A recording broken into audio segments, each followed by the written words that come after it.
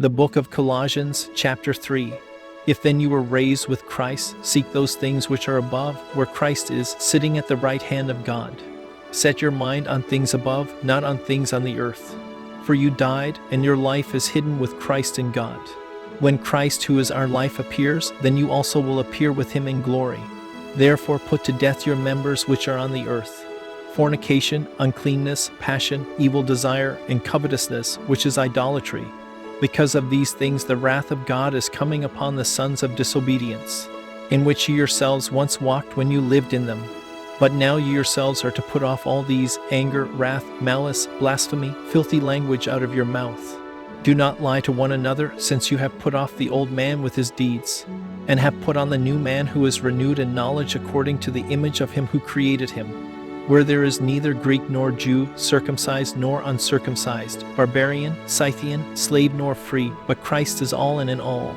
Therefore, as the elect of God, holy and beloved, put on tender mercies, kindness, humility, meekness, longsuffering, bearing with one another and forgiving one another if anyone has a complaint against another. Even as Christ forgave you, so you also must do. But above all these things put on love, which is the bond of perfection. And let the peace of God rule in your hearts, to which also you were called in one body, and be thankful. Let the word of Christ dwell in you richly in all wisdom, teaching and admonishing one another in psalms and hymns and spiritual songs, singing with grace in your hearts to the Lord. And whatever you do in word or deed, do all in the name of the Lord Jesus, giving thanks to God the Father through him. Wives, submit to your own husbands, as is fitting in the Lord. Husbands, love your wives and do not be bitter toward them. Children, obey your parents in all things, for this is well-pleasing to the Lord. Fathers, do not provoke your children, lest they become discouraged.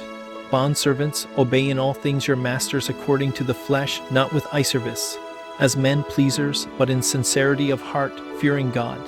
And whatever you do, do it heartily, as to the Lord and not to men, knowing that from the Lord you will receive the reward of the inheritance, for you serve the Lord Christ.